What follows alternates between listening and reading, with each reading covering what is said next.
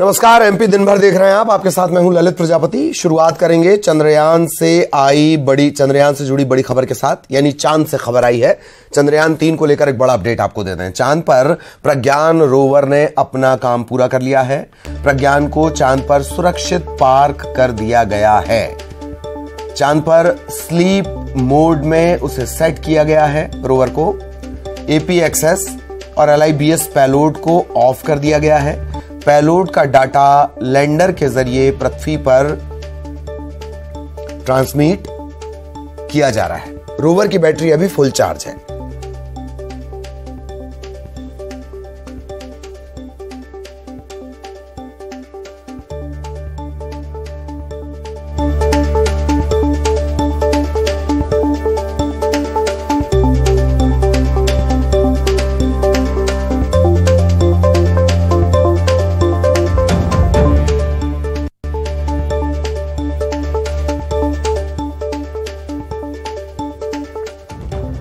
तो sleep mode में है और उम्मीद है कि यह अभी जागेगा भी। जैसे सूर्योदय होगा चांद पर 22 सितंबर को, सोलर पैनल सूर्य की तरफ है, रिसीवर ऑन रखा गया है। माना यह जा रहा है कि जो प्रज्ञान है वो फिर से काम करेगा। अगर वो नहीं भी जागता है तो वो भारत के लूनर एम्बेसडर के तौर पर वहां मौजूद रहेगा।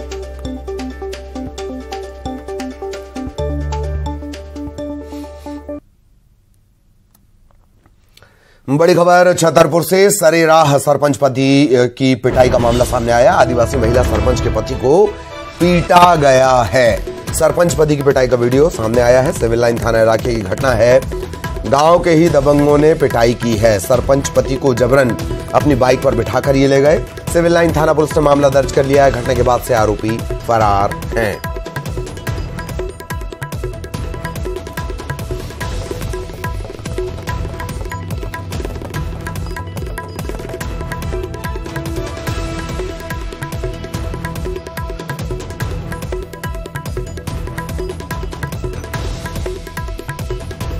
और खबर सतना से, जहां मिशन 2023 के लिए भाजपा प्रदेश में 5 क्षेत्रों से जन आशीर्वाद यात्रा निकाल रही है। यात्रा की शुरुआत भगवान राम की तपोभूमि चित्रकूट से होगी। भाजपा के राष्ट्रीय अध्यक्ष JP नड्डा मुख्य अतिथि होंगे। प्रदेश अध्यक्ष VD शर्मा, CM शिवराज सिंह चौहान, केंद्रीय मंत्री नरेंद्र सिंह तोमर, ज्योतिरादित्य सिंधिया, नरोत्तम मिश्रा, ऐसे तकरीबन आधा दर्जन मंत्री भी इस यात्रा में शामिल होंगे। बुंदेलखंड में इस यात्रा का समापन होगा। 11 जिलों में ये जाएगी। 48 विधानसभा क्षेत्रों में भ्रमण करेगी।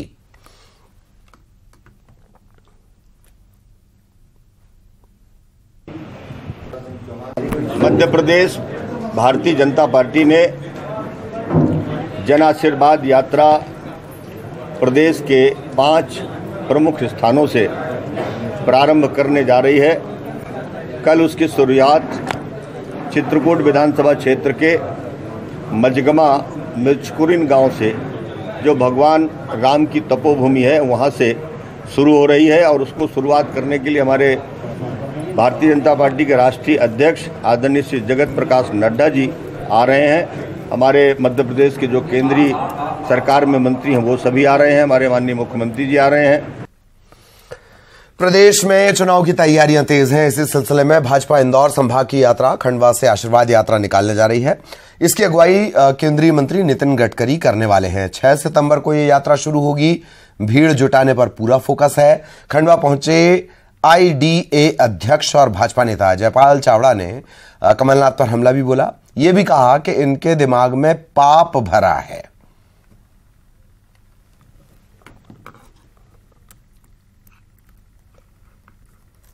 तो भरा हो वो इसी बात करेंगे। हम तो जनता के बीच में जन आशीर्वाद लेने के लिए निकले हैं, निकलते आए हैं। जनता पिछले 20 वर्षों से आशीर्वाद दे रही है। और ये जो प्रदेश ने जो विकास किया है, जो गति प्रदेश की बनी है, वो आप हम सब जानते हैं। मेरा ये निवेदन है कि उनसे कहो कि कांग्रेस को देखें। भारतीय जनता पार्टी तो जो जनता की अपेक्षा है उसको पूरा करने में लगी हुई है। इंदौर में रक्षाबंधन पर पूर्व मंत्री लक्ष्मण सिंह गौड़ की फोटो लगी राखी रणजीत हनुमान को बांधने पर सियासत तेज हो गई है। इसे लेकर ब्राह्मण समाज ने पुलिस में शिकायत दर्ज करवाई है। रक्षाबंधन के दिन रणजीत हनुमान को राखी पहनाई गई। इस पर हिंद रक्षक संगठन के संरक्षक और भाजपा के पूर्व विधायक रहे लक्ष्मण सिंह गौड़ की फोटो लगी है। ये राखी भगवान के सिर के ऊपर बांधी गई थी। परशुराम सेना ने इस पर आपत्ति जताई, भगवान के अपमान का आरोप लगाया। इस मामले में कांग्रेस भी अब मैदान में है। आरोप लगा रही है कांग्रेस कि बीजेपी राजनीति के लिए मंदिरों का इस्तेमाल करती है।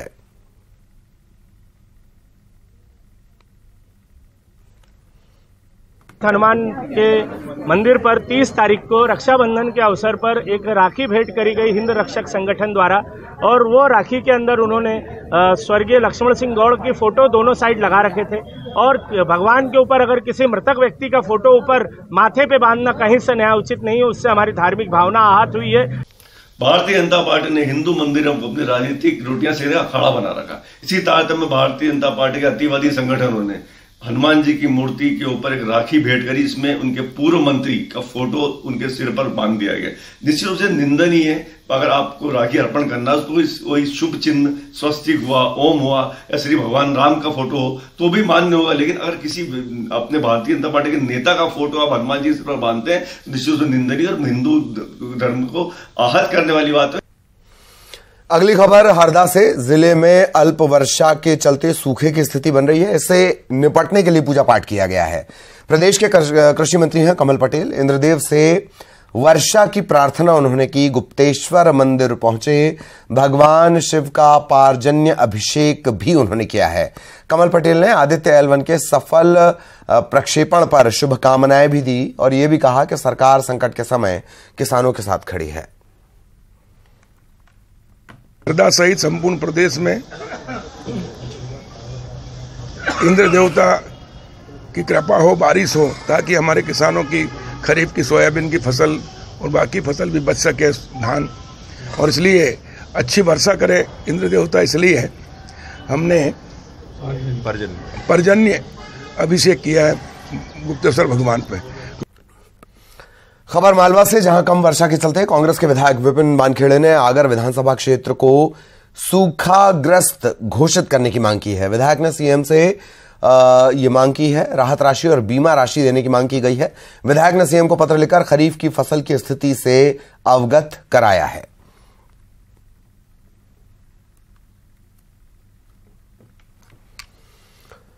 खंडवा में कई मांगों को लेकर सैकड़ों किसानों ने कलेक्ट्रेट का घेराव किया। कलेक्टर को ज्ञापन सौंपा। किसानों ने जिले को सूखाग्रस्त घोषित करने की मांग की।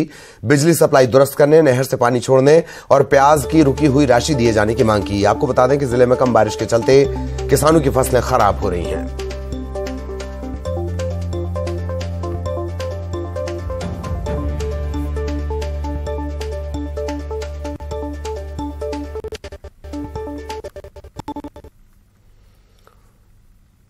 कई दिनों से जब से हमने बीज बोया है तब से पानी नहीं गिरा है। पानी गिरा है तो वो भी बूंद बूंद गिरा है, खेत से बाहर ही नहीं निकला। ऐसे में अभी और कम से कम 1 से 1.5 महीने से बारिश हुई है। इससे हमारी सोयाबीन, कपास, मिर्ची, प्याज जो भी फसलें सभी जल गई है। अभी आप खेतों में देखो तो आपको खेत में कहीं नहीं दिखेगा और किसान बहुत परेशान है।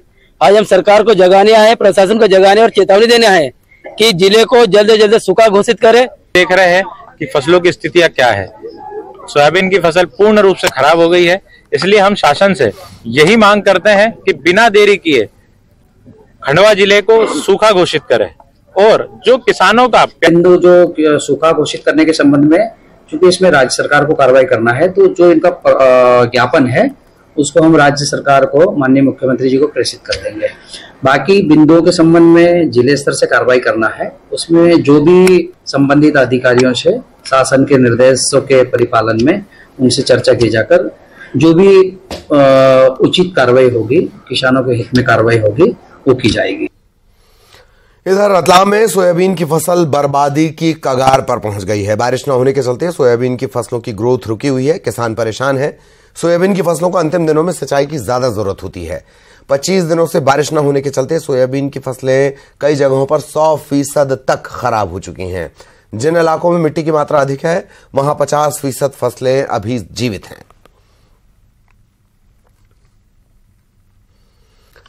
नीमच में हड़ताली पटवारियों ने अपनी मांग को लेकर कलेक्ट्रेट में सुंदर कांड का पाठ किया। पटवारियों ने प्रदेश स्तर के नेताओं के आह्वान पर आंदोलन की शुरुआत कर दी है।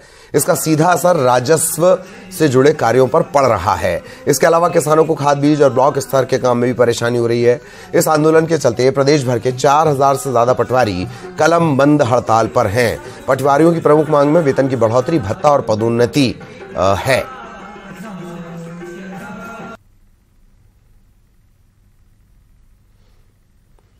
बालाघाट में 3 राज्यों से जुड़े डबल मनी मामले की तह तक पहुंचने के लिए राज्य सरकार ने सीबीआई जांच की सिफारिश की है। एसपी समीर सौरभ ने इसकी जानकारी दी। आपको बता दें कि लांजी और किरनापुर में कम समय में पैसे डबल करने का झांसा देकर ठगी का काम चल रहा था, कई साल से चल रहा था। अब तक इस मामले की जांच ईडी कर रही थी। इस मामले में 1.5 दर्जन आरोपियों पर एफआईआर दर्ज हो चुकी है। खबर मंडला से, जहां अब बेकाबू ट्रक स्कूली बच्चों से टकराते हुए दुकान में जा घुसा। अब इसका सीसीटीवी फुटेज सामने आया है। इसमें साफ नजर आता है कि ट्रक पहले स्कूली बच्चों को अपनी चपेट में लेता है, फिर मोटरसाइकिल और साइकिल को अपनी चपेट में लेता है। घबराए बच्चे सड़क पर तितर बितर हो जाते हैं और ट्रक एक दुकान में जा घुसता है। इस हादसे में 4 बच्चों को चोट आई है।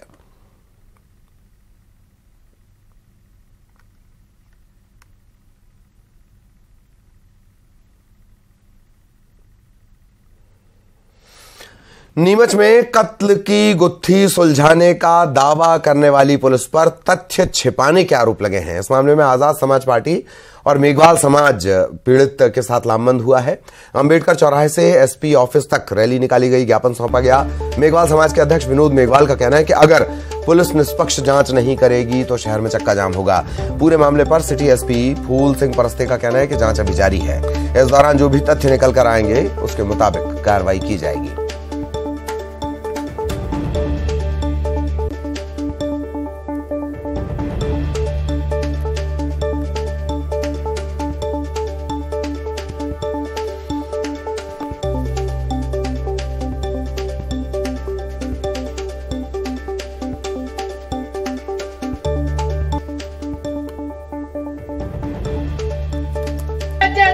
इसमें हमें संदेह है कि यहाँ तो आरोपी है। जबलपुर पुलिस लगातार अवैध शराब के खिलाफ मुहिम चला रही है। एक अपार्टमेंट में खड़ी 3 लग्जरी कार से 70 पेटी शराब जब्त की गई है। बताया जा रहा है कि ये जो शराब है इसका इस्तेमाल आगामी चुनाव में किया जाना था। उससे पहले ही मुखबिर की सूचना पर पुलिस ने दबिश दी और तकरीबन 6 लाख रुपए की शराब जब्त की गई है। कारों की कीमत 45 लाख बताई जा रही है। पुलिस ने आरोपी देवेंद्र शर्मा को गिरफ्तार किया है। मामला दर्ज कर पड़ताल शुरू कर दी गई है। आगामी विधानसभा चुनाव को देखते हुए पुलिस अधीक्षक श्री तुषारकांत विद्यार्थी द्वारा यहाँ के समस्त राजपत्र अधिकारियों एवं समस्त थाना प्रभारियों को अवैध शराब के खिलाफ लगातार मुहिम चलाकर कार्रवाई करने हेतु निर्देशित किया गया था। जो कल रात्रि में मुखबिर द्वारा जानकारी मिली थी कि यहाँ पर एक देवेंद्र। खबर जबलपुर से, जहां वाजपेयी कंपाउंड में खड़ी एक कार में बदमाशों ने आग लगा दी। इस घटना में पास में ही खड़ी 2 और कारें भी जल गई हैं। आपको बता दें, मामला कुछ दिनों पहले का, जब कार मालिक ने 2 बदमाशों के खिलाफ 3 कुत्तों को जहर देकर मारने की शिकायत की थी। घटना सीसीटीवी में कैद हुई थी। बदमाशों ने कार मालिक को शिकायत वापस लेने के लिए धमकी भी दी। कार मालिक का कहना है कि शिकायत न लेने की वजह से बदमाशों ने उसकी कार फूंक दी। जब तक फायर फाइटर्स मौके पर पहुंचते, यानी दमकलें मौके पर पहुंचती, तब तक कार जल चुकी थी। फिलहाल कैंट थाना पुलिस आगे की जांच में जुटी हुई है।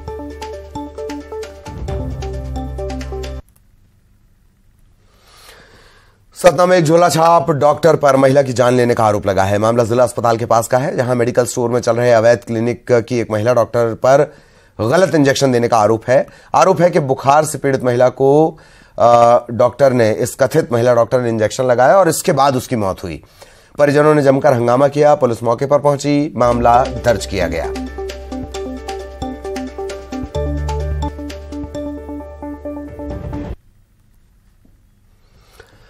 और खबर हरदा से, जहां के बेड़ी गांव में भाई पर महिला को भगाने के शक में उसकी बहनों से बदला लेने का मामला सामने आया है। दोनों बहनों से आदिवासियों ये आरोप लग रहे हैं आदिवासी लोगों पर। रेप करने की कोशिश की गई, कीटनाशक पिलाई गई है जबरन। दोनों बहनें निजी अस्पताल में भर्ती हैं, एक की हालत नाजुक है। पीड़िता ने बताया कि गांव में एक महिला राखी के दिन लापता हो गई।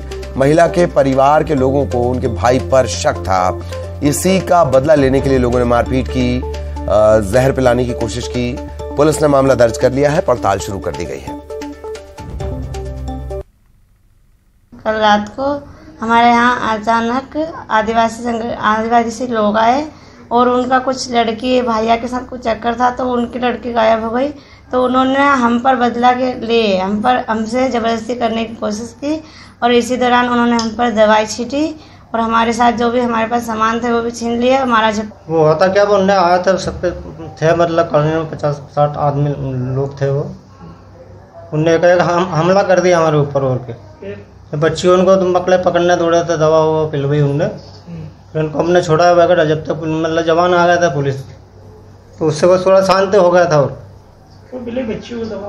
हाँ, ये खबर आई है कि 2 बच्चियों को कीटनाशक पिलाया है, तो उसकी जांच की जा रही है और उसमें वास्तविक तथ्यों का पता लगाया जा रहा है। क्या बात सामने आई?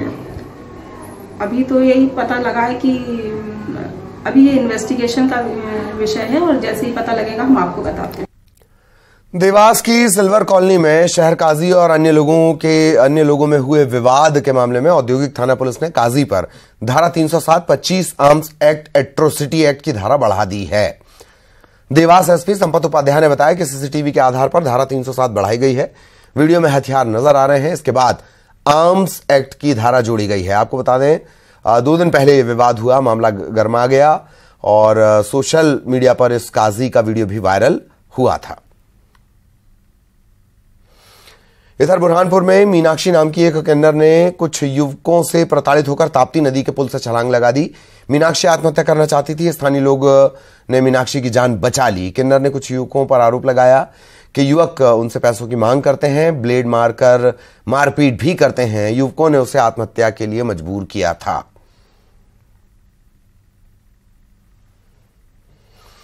खबर देवास से, जहां लड़कियों के अश्लील फोटो डालने वाले युवक पर कार्रवाई हुई है। युवक लड़कियों की फोटो को उन्हीं की इंस्टा आईडी से निकालता था, एडिट करता था और फिर लड़कियों को भेजकर पैसों की मांग करता था।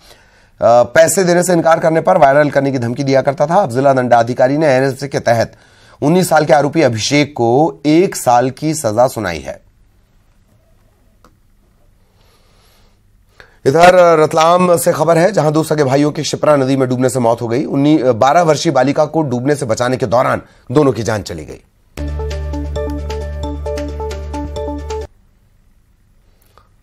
और आपके पसंदीदा न्यूज चैनल पर जन्माष्टमी के मौके पर नटखट कान्हा कॉन्टेस्ट आयोजित किया जा रहा है। 12 साल के बच्चे को कान्हा के रूप में सजाकर उनकी तस्वीर भेज सकते हैं। चुनी गई तस्वीरों को आकर्षक इनाम भी दिए जाएंगे। आप कान्हा की तस्वीर 9990898918 पर व्हाट्सएप कर सकते हैं।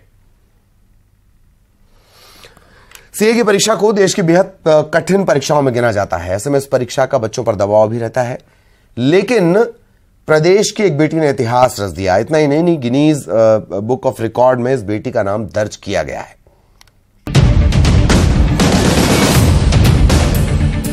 मुरैना के रहने वाली नंदिनी सबसे कम उम्र की चार्टर्ड अकाउंटेंट बन चुकी हैं। दुनिया में सबसे कम उम्र की सीए नंदिनी ने गिनीज रिकॉर्ड में अपना नाम दर्ज कराया है। नंदिनी ने साल 2021 में सीए फाइनल कर देश में टॉप किया था। नंदिनी अग्रवाल हमेशा से ही जल्दबाजी में रहती थी। स्कूल में 2 क्लास जंप करते हुए 13 साल की उम्र में ही उन्होंने 10वीं की परीक्षा पास कर ली थी। फिर 15 साल की उम्र में 12वीं की परीक्षा पास की और अब 19 साल की उम्र में गिनीज वर्ल्ड रिकॉर्ड बना दिया, जो किसी खिताब से कम नहीं। नंदिनी ने साल 2021 में सीए फाइनल परीक्षा में 800 में से 614 अंक हासिल किए। उन्होंने 83,000 उम्मीदवारों को पछाड़ते हुए देश में नंबर 1 रैंक हासिल की, जिसके बाद नंदिनी को सबसे कम उम्र की छात्रा मानकर गिनीज वर्ल्ड रिकॉर्ड ने भी मान्यता दी है। इतना ही नहीं, उनके साथ उनके भाई ने भी सीए फाइनल की परीक्षा दी थी, जिन्होंने देश में 18वीं रैंक हासिल की। उसने जो है सीए का फाउंडेशन भी उसने अच्छे से क्लियर किया, दोनों भाई बहनों ने। और सीए में सेकंड राउंड में उसका जो फाउंडेशन के बाद जो IPCC होता है उसमें भी उसने 31 रैंक उसने बनाई थी। और फिर इसके बाद उसने फाइनल में तो आप जानते हैं कि उसने ऑल इंडिया टॉप किया। उसके भाई ने भी, सचिन अग्रवाल ने भी 18वीं रैंक प्राप्त की। नंदिनी और उनके बड़े भाई सचिन ने मुरैना के विक्टर कॉन्वेंट स्कूल से पढ़ाई की है। दोनों ने 12वीं बोर्ड की परीक्षा में मुरैना जिले में टॉप किया था। नंदिनी ने शुरू में ही 2 क्लास जंप करके एडमिशन लिया था और वो शुरू से ही पढ़ने में काफी होशियार हैं। हालांकि नंदिनी से पहले सबसे कम उम्र के सीए लखनऊ निवासी रामेंद्र चंद्र गांगुल थे, जिन्होंने मई 1956 में 19 साल की उम्र में ये उपलब्धि हासिल की थी। न्यूज़ 18 के लिए मुरैना से अमित शर्मा की रिपोर्ट।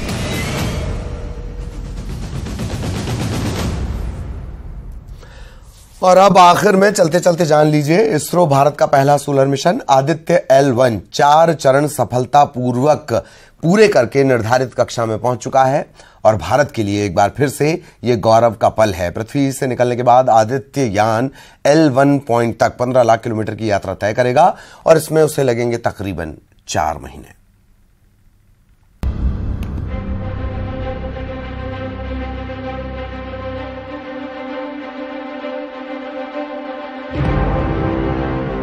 चांद के बाद अब भारत मांगे सूरज। भारत ने रचा एक और इतिहास। सूर्य की यात्रा पर आदित्य L1। सूरज के रहस्यों से उठेगा पर्दा। चलो सूरज की ओर। आसमान में सिर उठाकर घने बादलों को चीरकर रोशनी का संकल्प लें, अभी तो सूरज उगा है। जी हां, इसरो द्वारा भारत के पहले महत्वाकांक्षी सौर मिशन आदित्य L1 स्पेसक्राफ्ट को PSLV C57 रॉकेट के जरिए श्री हरिकोटा के सतीश धवन स्पेस सेंटर से सफलतापूर्वक लॉन्च कर दिया गया है। करीब 4 महीने का सफर पूरा करते हुए आदित्य L1 पॉइंट तक पहुंचेगा। पहले ये जानते हैं कि सूर्य का अध्ययन जरूरी क्यों है। हमारे सोलर सिस्टम का केंद्र सूर्य ही है। सोलर सिस्टम के सभी 8 ग्रह सूर्य के चक्कर लगाते हैं। सूर्य की वजह से ही पृथ्वी पर जीवन है। सूर्य से लगातार ऊर्जा बहती है। सूर्य में होने वाले बदलाव अंतरिक्ष और पृथ्वी को कैसे प्रभावित करते हैं, आइए अब जानते हैं कि धरती से L1 तक कैसे यात्रा करेगा अंतरिक्ष यान। श्री हरिकोटा से आदित्य L1 को लॉन्च किया गया। PSLV C57 से लॉन्च हुआ आदित्य L1। लॉन्चिंग के बाद इसे धरती की निचली कक्षा में स्थापित किया जाएगा। फिर आदित्य L1 की कक्षा को बढ़ाया जाएगा। ऑन बोर्ड प्रोपल्शन से L1 बिंदु की ओर ले जाया जाएगा। आदित्य L1 पृथ्वी के गुरुत्वाकर्षण क्षेत्र से बाहर निकल जाएगा। फिर इसका क्रूज स्टेप शुरू हो जाएगा। इसके बाद इसे L1 के चारों ओर हेलो ऑर्बिट में स्थापित कर दिया जाएगा। यहाँ तक पहुँचने में इसे करीब 4 महीने का समय लगेगा। अब सवाल यह है कि आदित्य यान को L1 पॉइंट पर ही क्यों स्थापित किया जाएगा। धरती से सूरज की दूरी करीब 15 करोड़ किलोमीटर है। इस दूरी के बीच 5 लैग्रेंज पॉइंट्स हैं। इन्हें L1, L2, L3, L4 और L5 के नाम से जाना जाता है। L1 इसका पहला पॉइंट है जो धरती से 15 लाख किलोमीटर दूर है। यहाँ से सूर्य का लगातार अवलोकन किया जा सकता है। इस ग्रह पर धरती और सूरज के गुरुत्वाकर्षण का बैलेंस है। ग्रेविटी के बैलेंस के कारण यान एक जगह स्थिर रह सकता है। यहाँ से सूरज 7 दिन और 24 घंटे दिखाई देता है। ये पॉइंट पृथ्वी के नजदीक है। यहाँ से संचार में काफी आसानी होती है। आदित्य L1 करीब 120 दिनों का सफर तय करके L1 पॉइंट तक पहुँचेगा। आइए जानते हैं आदित्य L1 सूर्य के बारे में क्या जानकारी जुटाएगा। आदित्य L1 का मकसद सूर्य के आसपास के वायुमंडल का अध्ययन करना, क्रोमोस्फेरिक और कोरोनल हीटिंग की स्टडी करना, फ्लेयर्स पर रिसर्च करना, सौर कोरोना की भौतिकी और इसका तापमान को मापना, तापमान, वेग और घनत्व की जानकारी लेना, सूर्य के आसपास हवा की उत्पत्ति, संरचना और गतिशीलता को जांचना।